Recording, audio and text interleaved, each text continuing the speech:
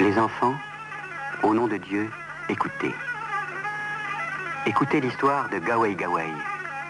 Gawai Gawai, l'histoire de vos pères, l'histoire de vos grands-pères, l'histoire des chasseurs de lions à l'arc.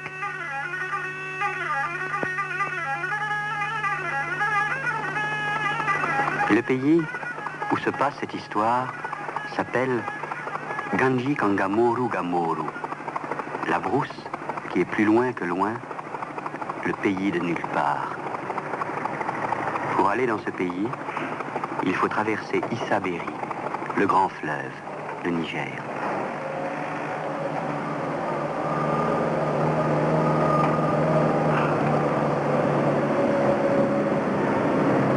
Le chemin du pays de nulle part commence sur la rive Gourma.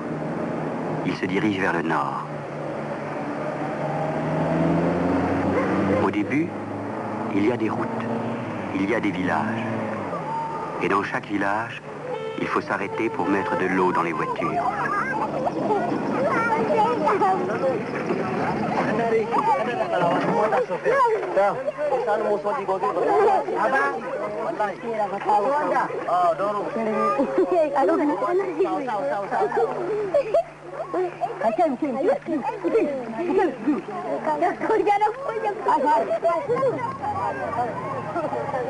Et puis, après Bankilare, après Tégué, après Yatakala, il n'y a plus de village.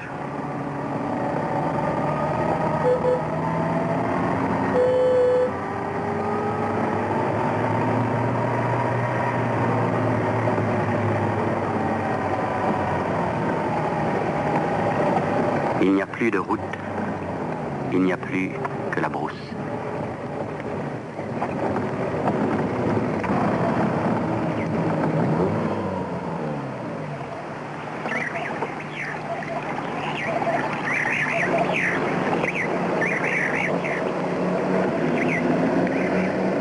Mais si l'on peut dépasser la dune d'Erksam, on entre dans Ganji Kangamoru Gamoru, la brousse qui est plus loin que loin, le pays de nulle part.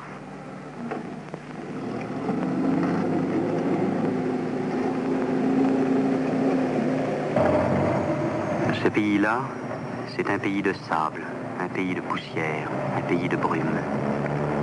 Ce sont des forêts sans chemin, des montagnes dont les noms ont été oubliés et que nous appelons, nous, les montagnes de la Lune et les montagnes de cristal.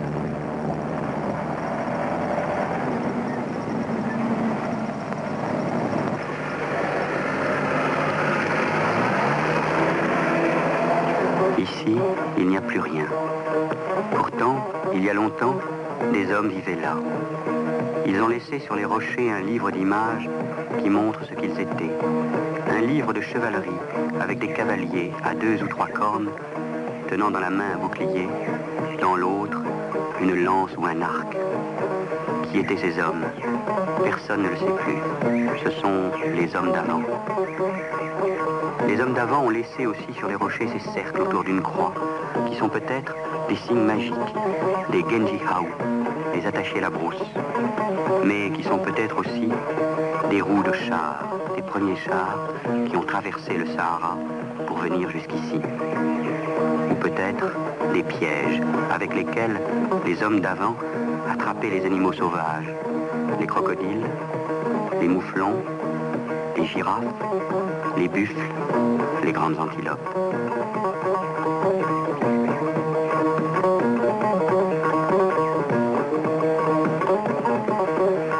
Et si les hommes d'avant ont disparu du pays de nulle part, les animaux sauvages, eux, sont restés.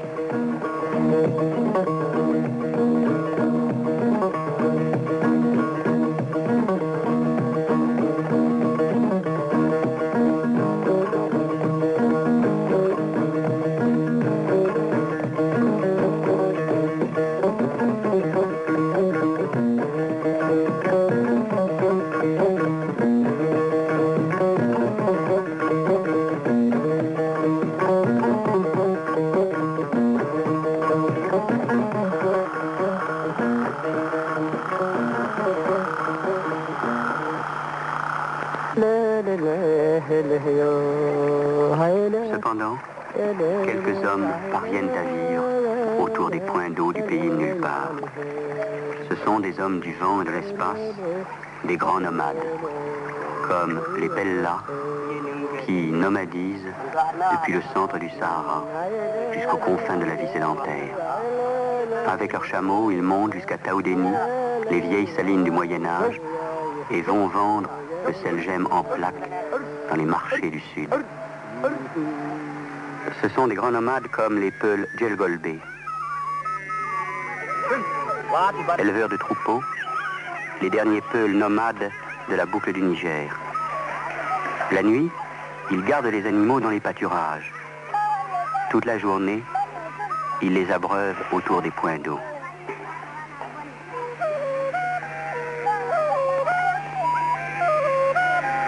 Mais à côté des troupeaux des Bellas et des Peuls, il y a Moussoubéri, le lion.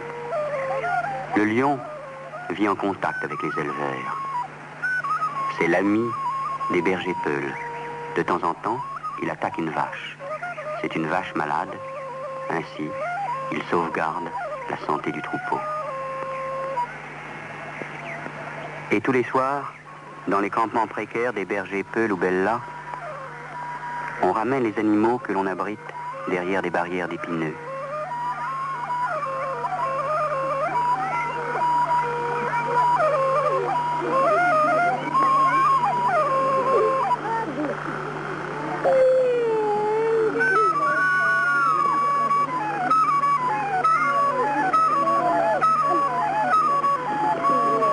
Derrière ces épines, les jeunes animaux sont en sécurité. Quand ils seront grands, ils passeront la nuit dans les pâturages de brousse, profitant de la fraîcheur, mais risquant l'attaque d'un lion. Et les bergers qui ne sont pas en brousse, en entendant rugir les lions, les reconnaissent. Ils les appellent par leur nom. Ils savent qui ils sont. Ils savent s'ils sont mariés. Ils savent s'ils ont mangé. Ils savent s'ils viennent du nord ou du sud. Ils savent aussi comment on se défend contre eux, en les chassant à coups de pierre ou à coups de bâton. Car jamais un lion attaqué à coups de pierre ou de bâton n'attaque un homme à son tour.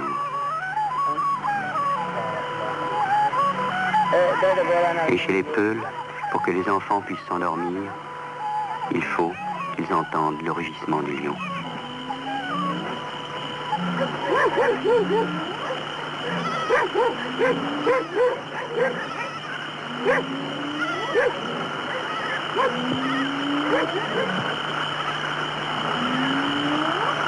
Mais quelquefois, le lion exagère.